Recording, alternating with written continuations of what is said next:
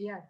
26 de noviembre y vamos a retomar, que si no recuerdo mal o no tengo mal marcado, estamos en el capítulo 29, versículo 12, leyendo este primer sacrificio para la inauguración del templo portátil que están construyendo. Está la indicación de cómo debe ser hecho.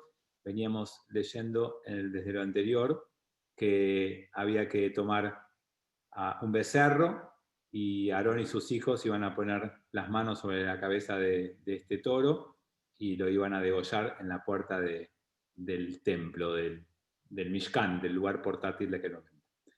Eso fue lo último que leímos. Después hay que tomar algo de la sangre y derramar parte de esa sangre en el altar, que es con lo que vamos a arrancar hoy, y también parte de la grasa y demás del animal. Hablamos un poquito la semana pasada, no sé si recuerdan, algunas implicancias simbólicas de lo que tiene que ver el sacrificio de un animal en una sesión como esta, que es matar tu costado animal, que es vincularte con esa parte instintiva que cada uno de nosotros tiene, y demás interpretaciones que vimos respecto a llevar una ofrenda, dar algo de valor, mostrar que te importa lo que estás haciendo porque estás llevando y regalando algo tuyo. Vimos diferentes interpretaciones de lo que podrían ser los animales. Ahora quiero que hablemos un poquito de la sangre, que en hebreo se dice dam, y que la sangre hace referencia a diferentes cosas, y en la tradición judía básicamente hace referencia a dos cosas opuestas, y de eso quiero que hablemos. Por un lado, la sangre es el sinónimo de tu vida. De hecho, cuando se hace la restricción de la comida, de kashrut, te dicen que no podés comer la sangre porque la sangre es la vida del animal y no se puede comer un animal vivo. Entonces, parte del proceso de hacer la carne kasher es quitarle un poco de esa sangre. Pero por otro lado, sabemos que la sangre, entre comillas lo que se llama porque tiene que ver con categorías de la antigüedad, te contamina. Si vos estás puro, el contacto con la sangre te vuelve impuro. Esa es la razón por la cual, después de que la mujer tiene su periodo de menstruación, tiene que dejar pasar unos días sin que tenga más menstruación y entonces va a la mikve para recuperar esa pureza. Entonces la pregunta es, ¿cómo puede ser que la sangre, por un lado, sea vida y por otro lado sea impureza? El mismo elemento en la tradición judía, en la Torá, tiene como las dos connotaciones. La primera respuesta y más evidente y más simple es que la sangre dentro de tu cuerpo es vida, afuera de tu cuerpo contamina. Es decir, la sangre adentro es lo que te mantiene con la vida, si la dejas salir de tu cuerpo, ya eso es algo con una densidad distinta, porque obviamente te conecta con la herida o la muerte. La salida de sangre de tu cuerpo hace referencia a una situación que debe ser corregida o cambiada para no perder la vida. Entonces, hay una primera implicancia que tiene que ver con esto. Pero lo segundo es algo que nosotros venimos viendo en la Torá ya en otros ejemplos, y este es uno más. Lo vimos con el vino para Pesaj, lo vimos con el oro para el Mishkan. Y yo les conté en esas dos situaciones, y ahora con esta la tercera, que los elementos por sí mismos no son ni buenos ni malos. Lo que pone siempre en juego es qué tipo de vínculo vas a desarrollar vos con ese elemento.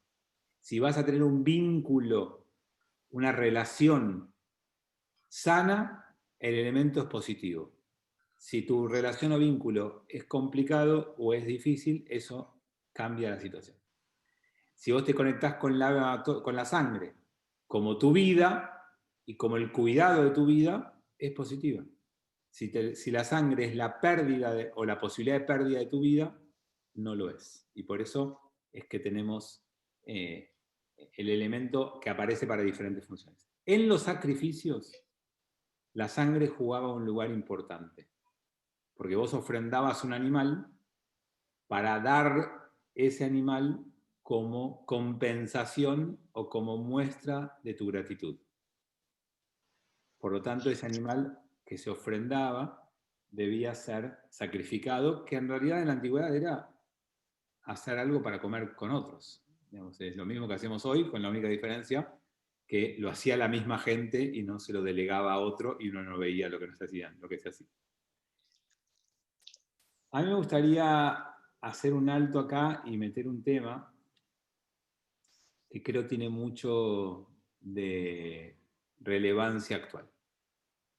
Ustedes saben que nosotros como judíos masortí, a diferencia de los ortodoxos, entendemos que el judaísmo siempre fue acompañando la evolución de los tiempos. Y que la esencia judía no es mantener las cosas sin cambio, sino acompañar los cambios desde las fuentes judías.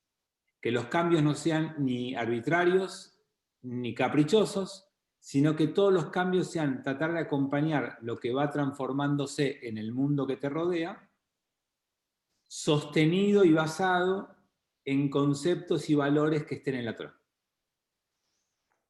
Les voy a dar el ejemplo más evidente de esto. En la época de la Torá permite que el hombre se case con varias mujeres. Eso no era un impedimento, es más, se alentaba a eso. La pregunta es, ¿por qué hoy no podemos? Y la respuesta es porque en un momento la sociedad que te rodeaba fue cambiando y los rabinos de la época fueron adaptando las leyes de la Torá a la nueva situación. Y para que lo vean recontra claro, el pueblo judío estaba dividido en dos, la famosa grieta. De un lado estaban los sefaradim y de otro lado estaban los ashkenazim. ¿Por qué estaban divididos en esos dos grandes grupos, más allá del país de origen y demás? Porque los judíos vivían y vivieron durante muchos siglos en un grupo muy grande bajo la mezquita, o sea, en su contexto cultural, su entorno, su influencia externa era musulmana, y otro gran grupo vivía en países cristianos, donde su entorno, su contexto y su influencia era de vecinos católicos. Bueno, en el siglo X ya era aberrante para el mundo católico que el hombre se case con más de una mujer. Pero para la misma época, y varios siglos después todavía, para el mundo musulmán no era un problema. Entonces el mundo judío ashkenazí, el que vivía bajo la iglesia, lo cambió y prohibió a los judíos casarse con más de una mujer. Y vos decís, ¿y por qué lo prohibió el rabino? Si la Torá lo permite. Bueno, por esto que les cuento, porque el judaísmo siempre fue acompañar esos cambios. En cambio, los rabinos que vivían bajo la mezquita y sus vecinos se casaban con varias mujeres, nunca lo cambiaron. ¿Para qué? No les hacía ruido. Toda esta introducción es para decirles que estamos viviendo épocas y tiempos en donde el cuestionamiento de la comida animal se vuelve cada vez más presente. Entonces, si uno puede decir que el judaísmo es acompañamiento de los cambios que se van produciendo en la sociedad que te rodea, en algún momento no muy lejano, tal vez Kashrut deba incluir este concepto. Y entonces uno puede buscar en la Torá valores que sostengan esto que le estoy diciendo ahora. Y restringir lo más posible la comida de animales. Por más que la Torá lo permita y por más que la Torá lo describe. ¿Por qué? Porque puede ser que estemos frente a un cambio que tenga que ver con una nueva concepción en la humanidad respecto a los animales. Fabi, ¿nos estás contando que te hiciste vegano? No, not yet. Pero de alguna manera, yo creo que el concepto de kashrut, y esto sí lo aplico en mi vida, es más amplio que las restricciones de la Torá. Comer kasher es tomar plena conciencia de lo que comes y que esa conciencia de tu comida esté dada, primero, porque estás comiendo cosas sanas, segundo, porque estás incluyendo la ética en el proceso de comida, y tercero, porque estás vinculándote con el momento de comer como un momento sagrado. Comer no es algo que hagas desaforadamente, que hagas de manera excesiva, que hagas de manera dañina para tu cuerpo, que hagas de manera totalmente desatendida a lo que estás haciendo. Comer es un acto sagrado. Por eso hay una bendición antes, hay una bendición después, por eso el cuidado de lo que podés comer y lo que no, por eso el respeto hacia los animales que todavía estás comiendo. Todo eso es un entorno para esa santidad.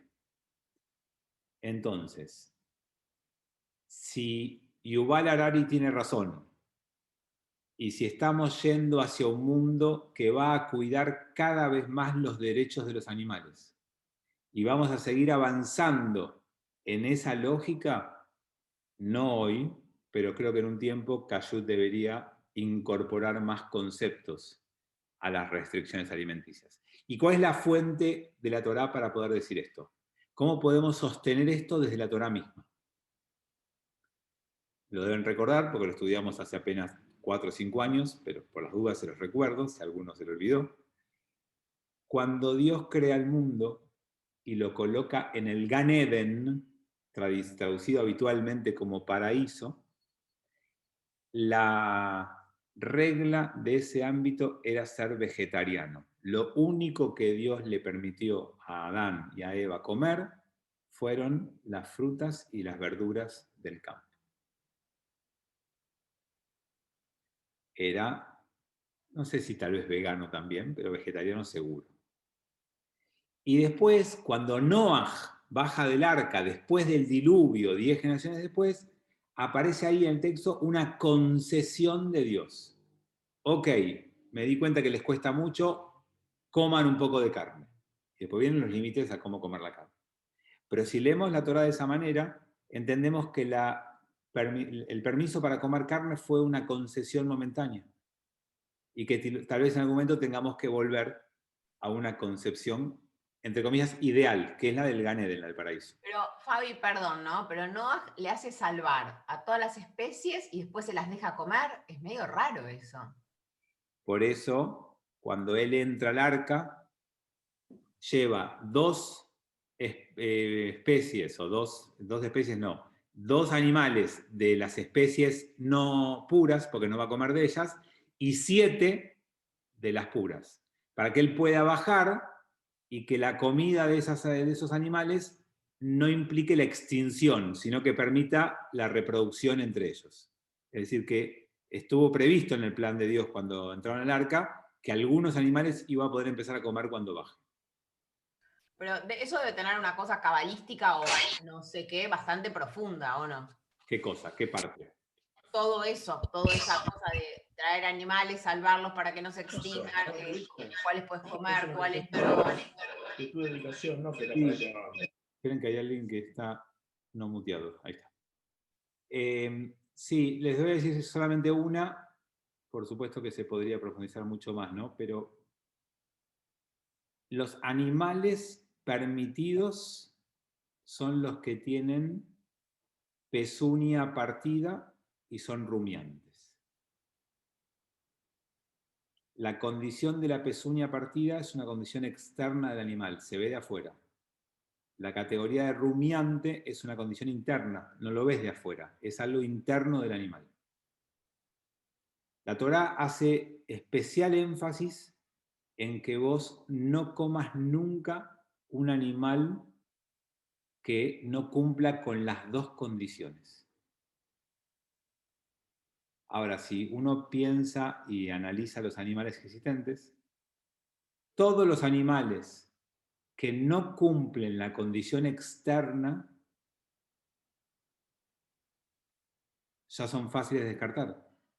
Si el animal no tiene la pezuña partida, lo ves de lejos, lo sabes, es muy fácil. Nadie necesita verte. En cambio, los animales que no cumplen con la condición interna son difíciles de descubrir, porque tenés que haber investigado como veterinario o como estudioso cómo es el proceso digestivo. Bueno, hay una sola especie, una sola, de todos los animales que hay en la Tierra, que tiene la pezuña partida, o sea, cumple la condición externa, pero no es rumiante. Hay un solo animal que te puede engañar. ¿Cuál es? Cerdo. El cerdo. Los políticos. ¿Cómo? Los políticos son callar por fuera y no lo son por dentro. Por eso, tanta aversión del pueblo judío a comer cerdo, aunque la gente no lo sepa, porque lo heredó. Porque heredó que el peor animal que vos podés comer es el chancho, porque es el único que te puede engañar. Es el único que se muestra de una forma distinta a cómo es. De lejos parece callar, por dentro no lo es. El mismo juego se hace con los peces. ¿Alguno recuerda las dos condiciones para que un pez sea callar? Tiene que tener escamas y aletas, creo, ¿no? Exactamente, aletas y escamas. Si tiene una sola de las dos o ninguna, no es callar. ¿Por qué? Porque la aleta es lo que le sirve al pez para avanzar. Y la escama es lo que lo protege. Hay gente en la vida que lo único que le importa es avanzar. No importa cuántos golpes se dé. Hay que ir lo más rápido posible. Hay que avanzar todo el tiempo. Hay gente que con tal de no lastimarse no sale de la casa. No, cuidado, no, pará, me da miedo, no me animo, se protege. El desafío de la vida es avanzar mientras me protejo. Aletas y escamas. ¿Hay algún ruido en la sala? Ya lo silencia. Es avanzar mientras me protejo. Es intentar el equilibrio entre las dos cosas.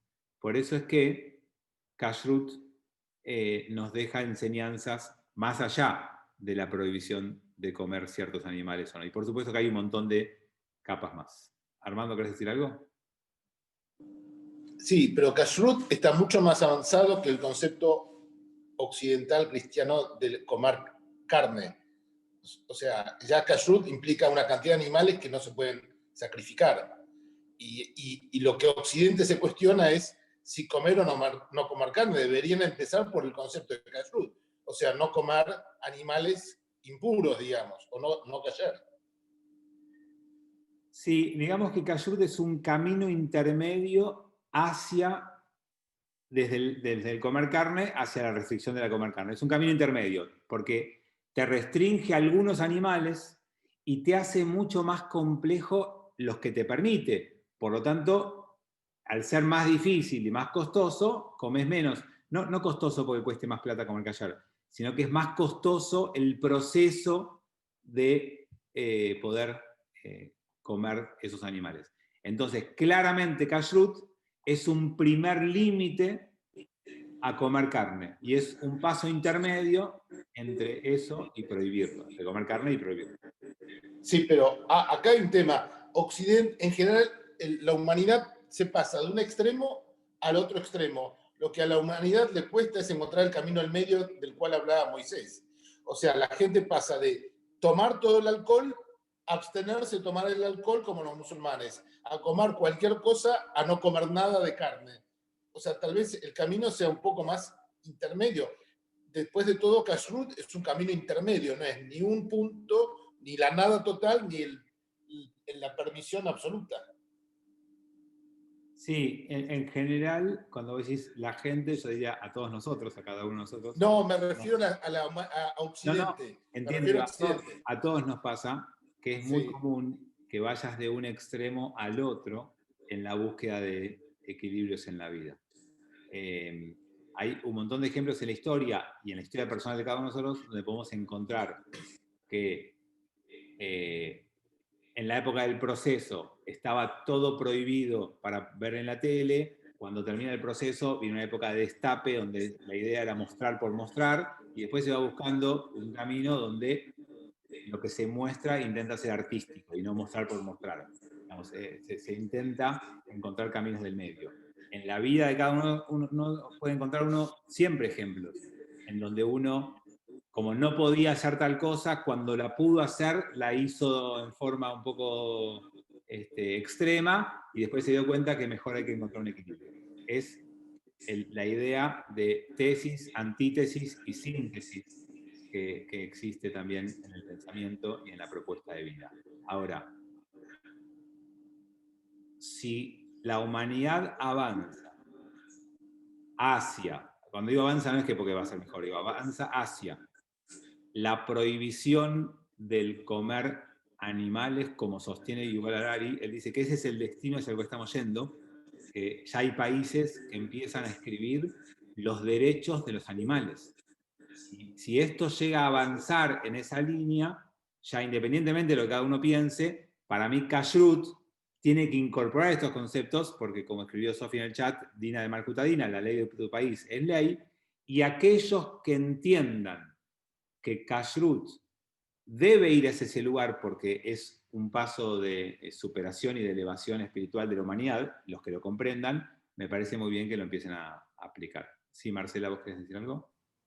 Sí, está bien lo que acabas de decir ahora de Yuval Harari, todo esto nuevo, ok, pero con respecto a antes de este momento, cuando se habla de los peces, o sea, tiene que ver con el comportamiento, no con que nos hace mal al organismo. O sea, porque yo siempre pensé que el cerdo era porque tenía triquinosis o los langostinos que no sé qué. O sea, tiene que ver con un comportamiento general de lo que ingerimos también con respecto al cuerpo. Sí, Marce, porque la triquinosis hace 3.000 años no se conocía. La triquinosis se descubre más adelante. Y las mareas que provocaban enfermedades contagiosas a través de los moluscos y de los peces que no tenían aletas y escamas, son descubrimientos posteriores, no tienen que ver con la época de la Torá. En lo que la Torá te pone es un límite, y de hecho no habla del cerdo, habla de las condiciones que tienen que cumplir los animales para ser kasher. Entonces, si bien hay algún que otro rabino importante de la historia del judaísmo que sostiene que todo en definitiva es salud y entiende que es más sano comer kasher, yo entiendo que las razones de kashrut no tienen que ver con la salud específicamente. Además son sanas, sí, pero la razón pasa por otro lugar. Después acá Osvaldo agrega un ejemplo más de cómo fue cambiando, que uno es los métodos para aplicar penas. En la época de la Torá se podían aplicar penas de muerte y había 4. Fuego, horca, lapidación y espada. Acá Osvaldo trae la lapidación, pero eran 4 los métodos que la Torá permite y obviamente después se prohibieron los 4. Son ejemplos de lo que hablábamos antes de cómo la Torá fue acompañando los cambios en el comportamiento. Y después Tomás dice, ¿se podría hacer un paralelismo con Viven de los uruguayos? Vos decís que Noah, cuando salió del arca, no tenía otra cosa que comer, porque estaba todo destruido, y tuvo que comer animales. Ese momento. Sí, lo que pasa es que Dios no le dice hasta que crezcan los frutos nuevos de los árboles. Porque si hubiera sido así como vos podés proponer, que es lógico y está bien deducido, el texto tenga que haber dicho Noah, hasta que no haya nueva vegetación en la tierra, come animales. Pero discúlpeme, Rabí, vos nos enseñás siempre que Dios no nos da todas las respuestas. Por supuesto, para eso están los rabinos, si no me quedo sin laburo. Si Dios diera todas las respuestas, ¿yo de qué trabajo? No. Vos tampoco serías un buen rabino. Entendí que nosotros tenemos que encontrar el camino. Claro, exactamente. Pero no, es verdad, pero en general las leyes de la Torá en este sentido son bastante más específicas. Y quedan, cuando son leyes, son bastante más claras. ¿Se puede hacer paralelismo? Se puede. Pero no podemos decir que la Torá lo quiso decir así, porque para decir eso, la Torá tendría que haber sido más específica. Y además, después, todo el desarrollo posterior de la Torá es que podemos comer animales. Las leyes de Kashrut, Tommy, llegan al pueblo judío con la entrega de la Torá. Ya no está más en la emergencia. Y sin embargo, después vienen las leyes de cómo matar a los animales. Por lo tanto, no estaba prohibido. ¿Se entiende? No se puede deducir de eso esta conclusión. Pero está bueno para mí plantear por lo menos y pensar qué pasa en esta época con los animales. Bueno, Marce trae un tema que es de mucha actualidad y le recuerda a todo el mundo que Kashrut prohíbe comer murciélagos. Si la humanidad comiera kasher, hay cosas que no nos hubieran pasado. Así que bueno, nada. Vieron que la Torá tiene razón. Ok, bueno, siguiendo con la lectura, que esto vamos a saltear un poquito más rápido, que son unas partes un poco cruentas de la Torá. Toma el primer carnero y haz que Aarón y sus hijos pongan sus manos sobre su cabeza. Cuando sacrifiques el carnero, toma su sangre y rocialo sobre todo el altar. Bueno, acá sigue con la descripción, que es un poco cruenta y que, como les dije recién, vamos a saltearla. Vamos a hablar de esto que está bien. Quema todo el carnero sobre el altar en un holocausto a Dios, será así una fragancia agradable, una ofrenda encendida a Dios. Yo alguna vez les conté, a ver quién se acuerda, por qué cuando brindamos chocamos las copas. ¿Vieron cuando decís Lejaim? Tocamos una copa con un amigo y chocás las copas. ¿Por qué? Para que estén todos los sentidos. Muy El sonido, ¿no? Exactamente. Cuando vos querés tener una experiencia que te inunde y que vos puedas sumergirte en esa experiencia y ser parte en forma íntegra, está bueno que participen tus 5 sentidos. Tomar una copa de vino para algunos es una experiencia de ese tipo. Entonces lo huelen, lo tocan, lo saborean, ya tenemos 3, lo miran, 4, y solo faltaba el sonido. Entonces chocaban las copas como para que los 5 sentidos estén concentrados. Bueno, las experiencias religiosas también buscan esto mismo. Y por eso van a ver que hay muchas religiones que ponen aromas sahumerios y diferentes tipos de olores en las experiencias religiosas. Porque es sumar un sentido para que participe de ese momento.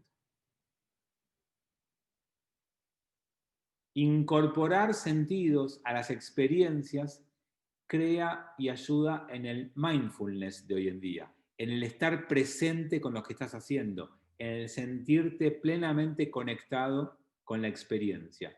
Nuestro principal desafío en el siglo XXI es estar en donde estamos presentes. Nuestra cabeza suele estar en algún otro lado.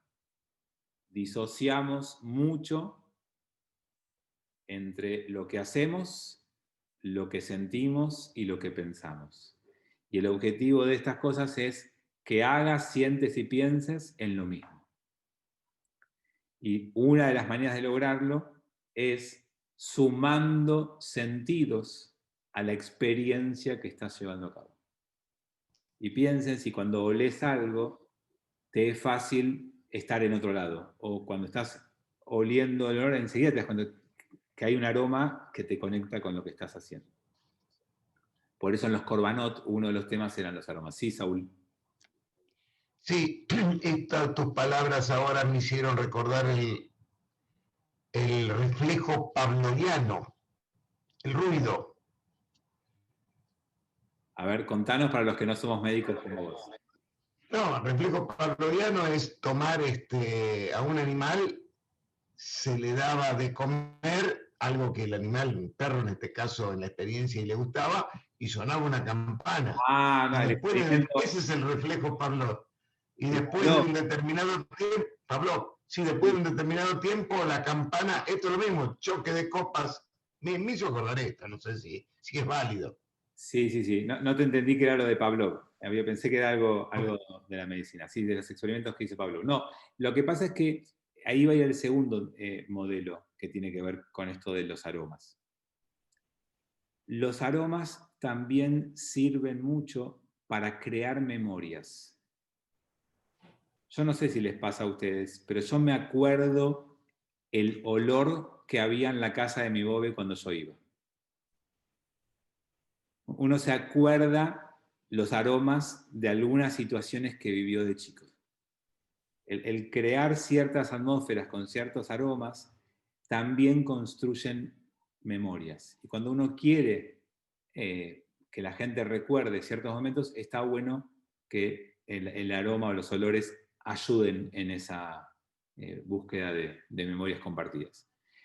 Por eso es lindo cuando ahí uno tiene una casa que huele a determinadas cosas, o cuando uno prepara un ambiente en su casa con determinados olores, porque te ayuda a conectarte con lo que estás haciendo y porque después te permite a vos evocar esos momentos, y cada vez que huelas algo parecido a eso vas a conectar emotivamente con ese momento. Entonces, la manera en la que el aroma estaba presente en la tfilá, en la plegaria de aquel momento, era con el aroma de los korbanot. Jugaban en parte ese rol, tenían de alguna manera esa tarea. Bien, por eso acá habla de fragancia agradable. Toma el segundo carnero y haz que Aarón y sus hijos pongan sus manos sobre la cabeza, igual que el primero. Cuando sacrifiques el carnero, toma su sangre y coloca un poco, y acá seguimos con estas cuestiones. Déjenme contarles algo legal.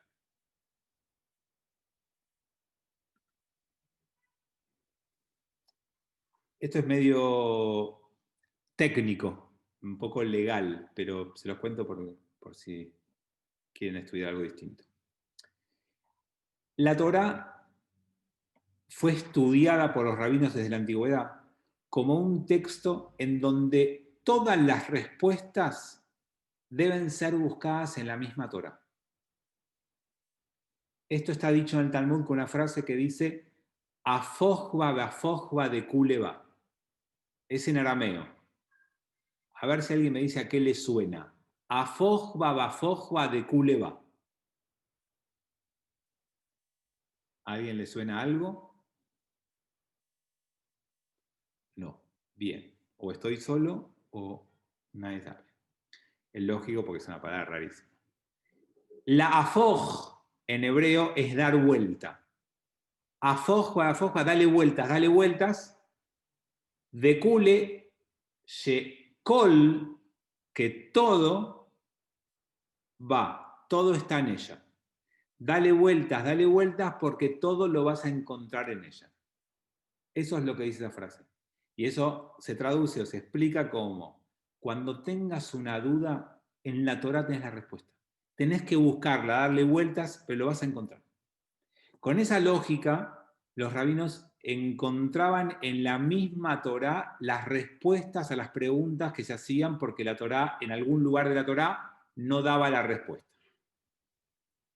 Les voy a dar un ejemplo con el versículo que acabamos de leer, aunque no tenga nada que ver con lo que estamos hablando, pero como solemos hacer, pero para que vean cómo funcionaba el estudio de la Torá.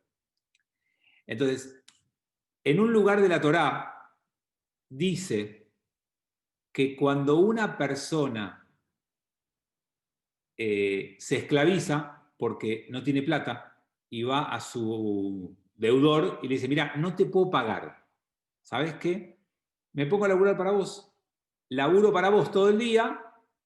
Cuando se cumpla mi deuda, me vuelvo a quedar libre. Entonces, la Torá dice que la persona, el amo, el que es dueño, el que tenía la deuda, el que era el acreedor, no el deudor, el acreedor, le dice, ok, sos esclavo para mí. La Torá le pone un límite. Dice, no puede trabajar para vos toda la vida. Si alguien se endeudó y se te vende como esclavo porque no tiene plata, lo máximo que puede laburar para vos son 6 años. Al 7º año lo dejás libre. El año sabático lo soltás. Y la Torá en ese lugar se pregunta y dice, pero ¿qué pasa si viene el dueño y le dice, escúchame, ya laburaste mucho, estás libre otra vez? Y la persona le dice, no, yo estoy cómodo acá. La verdad que me tratás bien, me acostumbré, prefiero vivir acá, mejor acá que estar en la incertidumbre de que no sé cómo pagar la luz y el gas cuando saquen el congelamiento. Entonces, ante los quilombos de la vida, dice, no, yo me quedo acá. Bueno, ¿qué dice la Torá? Que el que esclavizó al otro lo puede tomar, pero le tiene que hacer un agujerito en el lóbulo de la oreja. Después los rabinos se preguntan, bueno, ¿por qué? Bueno, una respuesta es porque con esta oreja escuchaste en el Sinaí que hay que ser libre. Y entonces si vos escuchaste eso y decidiste no ser libre igual, tenés que tener una marquita que te muestre que tendrías que haber escuchado mejor, no importa, el texto dice, tenés que hacer un agujerito en el lóbulo de la oreja. Y los rabinos se preguntan, ¿en la derecha o en la izquierda? ¿En qué oreja? Y no dice ese texto. Entonces van a este texto, que no está hablando de otra cosa, y dice, coloca un poco de ella en el lóbulo de la oreja derecha de Aarón y sus hijos. Y entonces, como todas las respuestas están en la Torá, los rabinos dicen, allá dice el lóbulo de la oreja, acá dice el lóbulo de la oreja, acá dice derecha, allá es derecha. No quiero enseñarles qué tienen que hacer cuando alguien se quiere esclavizar o si ustedes se quieren esclavizar. Lo que les quiero contar es cómo la Torá y los rabinos enfrentaron al texto de forma tal que cada una de las respuestas que no encontraban las puedan encontrar en el mismo texto en otro contexto. Y eso lo que muestra es, por un lado, el profundo estudio de la Torá que tenían, y por otro lado, cómo tenían hacia ese texto una reverencia tal que aprendían de cada cosa. Nada de la Torá era descartado. Todo para algo servía. Y por eso siempre cuando hay una palabra que les sobra, se preguntan a ver, ¿por qué sobra esta palabra? ¿Qué me quiso decir? Y cuando hay una palabra que no encaja, nadie dice, bueno, qué sé yo, no se le ha ocurrido al autor cómo escribirla mejor. No, hay un mensaje, hay algún tipo de enseñanza. Y así se construyeron toneladas de interpretaciones de la Torá. Bueno, Tomás dice el juego de la perinola, que nosotros usamos distinto. El juego de la perinola, el que todo da vueltas, lo vincula con eso. Está bueno que lo vincules con el juego de la perinola, porque estamos cerca de Hanukkah, que es cuando se juega con el sebibón o perinola. Armando dice, al 7º año se liberaba al esclavo si éste era judío. Si no lo era, no lo liberaban. Bueno, Armando, eso depende del rabino que le preguntes. Obviamente hay una concepción distinta respecto a estas cosas entre los movimientos religiosos. Y si no saldaste tu deuda a los 6 años, hablo en forma metafórica, no, el límite para la esclavitud era 6 años, Tomás, no importa la deuda. No podías seguir teniéndolo como esclavo a la persona.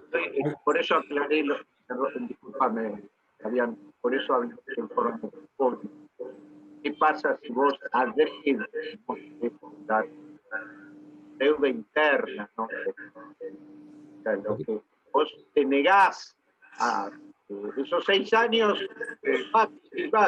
hago trabajo reglamento, no sé.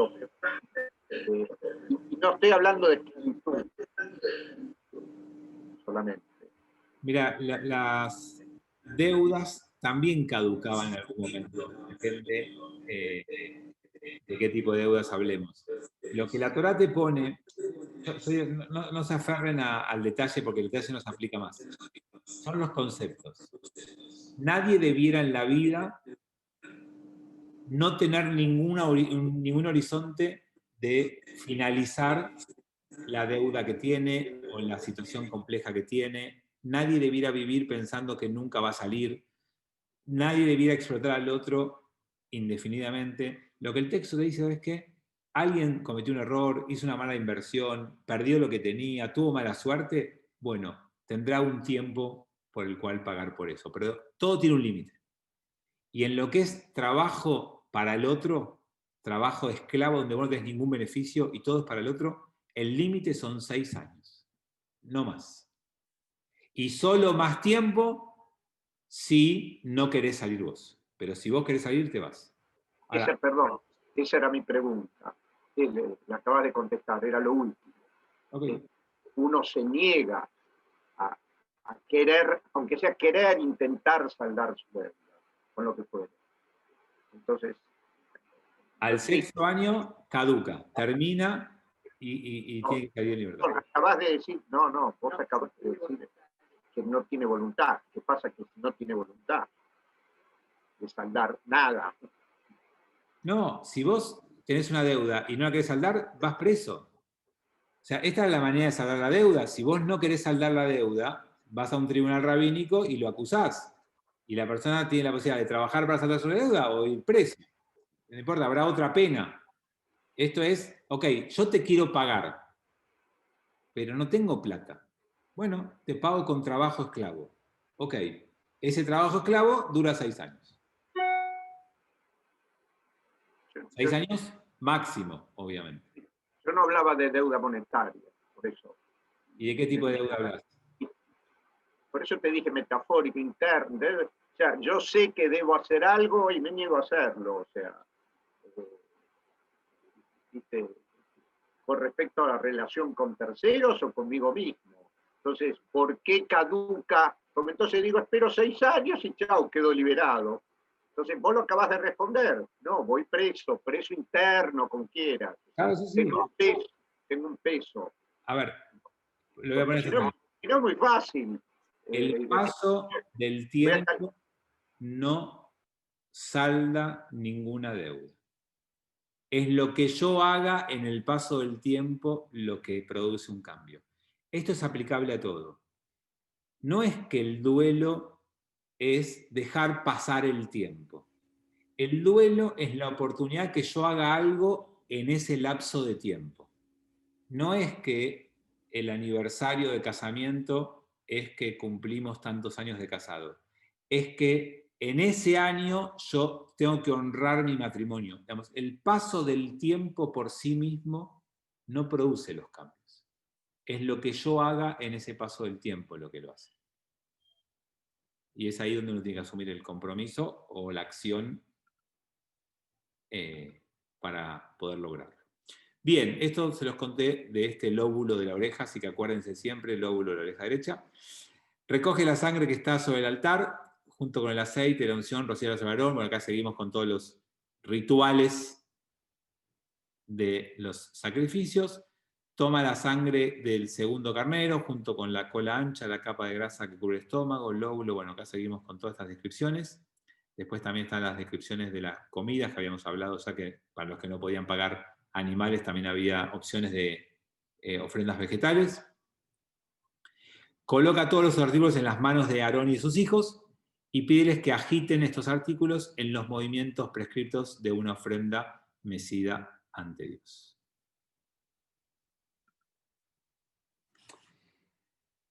Cuando se hacía una ofrenda, los Kohanim, los sacerdotes, tomaban las ofrendas en sus manos y tenían que balancearlas, tenían que moverlas. Así como el aroma era parte de lo que uno buscaba en la conexión con el momento, el tacto también lo era. No es que yo superviso de lejos, me involucro y pongo mis manos en juego.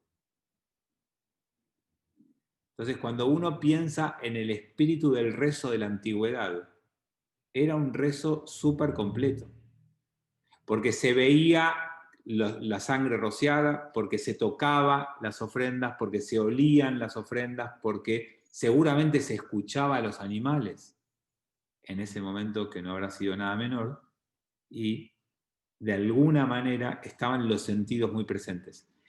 La pregunta para hacerles es si en los espacios de rezo de hoy en día no le quitamos mucho de esos elementos importantes a la hora de conectarnos. Si solo se trata de decir algunas palabras cuando rezo, ¿no pierdo riqueza y conexión? Si lo único que tengo para hacer es decir, ¿no es muy pobre? De una experiencia que incluía el tacto, la vista, el oído, el olfato. ¿No falta? Por eso es que creo que las experiencias espirituales de hoy en día debieran ser un poquito más completas. Uno debiera buscar que no solamente sea recitar rápidamente las palabras. A veces, una de las cosas que más me chocan a mí cuando voy a rezar a algunos otros templos sobre todo cuando estaba en la época en la que... ¿Se acuerdan que había una época que había vacaciones, que uno iba a algún lado? Bueno, cuando estaba esa época, antes de nuestra era, y uno iba a algún otro lado, solía yo ir a alguna sinagoga, que generalmente es ortodoxa, cuando uno viaja es lo más fácil de encontrar, y yo veía que rezar era decir lo más rápido posible ciertas palabras y listo.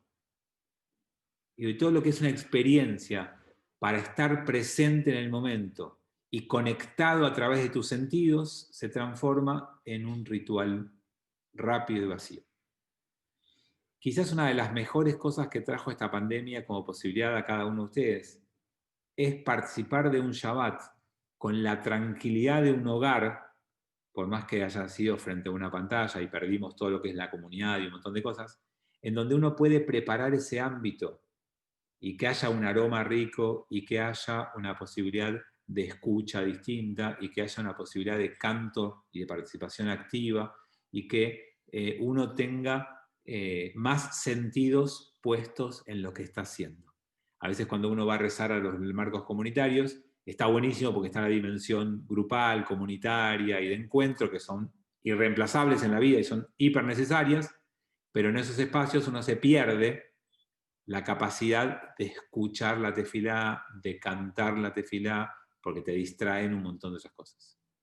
Como siempre, hay que encontrar equilibrios, como decía Armando hace un rato. O sea, ni encerrarte en tu casa para solamente estar conectado a una pantalla, ni meterte en multitudes para sentirte siempre rodeado de un montón de gente. Bueno, habrá momentos y momentos, pero cuando uno está en su casa y reza en su casa, yo los invito a retomar esto, no a matar al perro, no agarren al perrito y lo ofrenden, pero sí a transformar el espacio de rezo en más sentidos en juego para encontrar más sentido a la plegaria. Ven que tengo un chat. En Yom Kippur, además de pedir perdón, debo cambiar y no repetir el error cometido. Correcto, Claudio, pero no, ya me perdí, no sé con respecto a qué lo decías. Lo digo respecto a lo que comentó Tomás, o sea, no es que 6 años laburo y ya acabó. Tengo que rectificar mi actuación también, por eso lo traigo. Perfecto, Clau, perfecto. No me daba cuenta con que lo hacías, la conexión. Bien, genial. Bueno, a ver si finalizamos este tema. Bueno, seguimos con los movimientos y con los...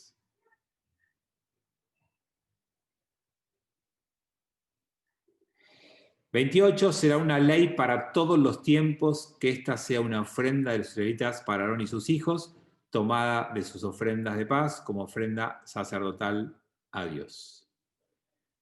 Bien, con este tema vamos a cerrar el encuentro de hoy. Les quiero decir un par de cosas de esto y tengo ahora tefilim de Bar Mitzvah. Hoy hicimos doblete. Tuve tefilim de 8 a 9 acá en Lambrot y ahora de 10 a 11 de vuelta. Estamos con ceremonias atrasadas. Quiero contarles algo de esto. ¿Vieron que acá dice ley eterna, ley perpetua? Esto que te acabo de decir de cómo se sacrifican los animales es ley perpetua. Pero no es ley perpetua. Hoy no se hace más. Entonces quiero mostrar este como otro ejemplo de evolución del pueblo judío. Cuando Dios, a través de la Torá, cuando el pueblo de Israel en su origen, empezó a usar la ofrenda animal como camino de encuentros a Dios, el texto es bien claro que lo podía hacer en cualquier lugar. Y todo el libro de Éxodo, el que estamos leyendo, Levítico el próximo y Números el próximo, va a hablar de ofrendas, no importa el lugar donde estés. El quinto libro de Torá, Dvarim, Deuteronomio, cuando hable de ofrendas va a decir, solamente podés hacer ofrendas en el lugar en el que Dios eligió para poner su nombre allí. Decís, ¿qué cambió acá? ¿Qué pasó? Bueno, hay un cambio ideológico conceptual de lo que en hebreo se llama Rikuz Apulhan, la centralización del culto. A partir del quinto libro de la Torá, el único lugar permitido para sacrificar animales va a ser un lugar que no existe todavía, y por eso no tiene nombre, que va a ser el Templo de Jerusalén. Y ese Templo de Jerusalén tuvo primero casi 500 años de vida, después fue destruido, después tiene 400 años de vida y después fue destruido. O sea que el judaísmo empieza con una etapa en donde sacrifica animales en cualquier lugar, después pasa a 1000 años donde sacrifica animales solamente en el templo, y después tiene que pasar a inventar algo nuevo porque no hay más templo, ni posibilidad de reconstrucción. Cuando los romanos destruyen el templo por segunda vez, la primera fueron los babilonios, y lo destruyen por segunda vez y nos echan de la tierra, no hay más chance de reconstrucción.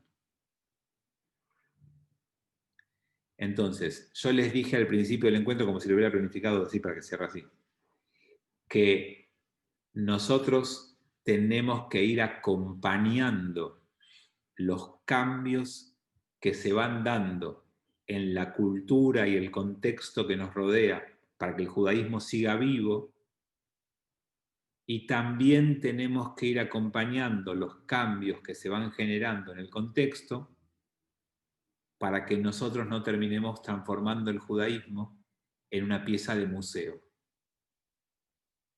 Si el pueblo judío hubiera dicho, hasta que no reconstruyamos el tercer templo de Jerusalén, no rezamos nunca más porque el camino no está permitido, hoy podríamos ir a visitar el judaísmo a algún museo, porque hubiera desaparecido de la vida de la gente. Entonces, el juego de adaptación y de cambio es un juego de ida y vuelta permanente. Del judaísmo hacia vos y de vos hacia el judaísmo. Del contexto hacia el judaísmo y del judaísmo hacia el contexto. Es una conversación permanente. La única forma de que el judaísmo siga vivo y lo podamos trasladar a la próxima generación es que tenga este diálogo. Sin esta conversación no hay continuidad judía. Y lo van a ver ustedes, los que tengan la suerte de tener hijos y nietos. Si vos te aferrás a lo que tu abuelo hacía y querés que tu nieto haga lo mismo que hacía tu abuelo, vas a hacer una pieza de museo que tu nieto te va a visitar de vez en cuando y va a prestarle la misma atención que le presta cuando va a los museos. Si vos lográs seguir conversando, interactuando y permeable frente a los cambios del contexto, lo más probable es que sigas siendo relevante para los que te están escuchando.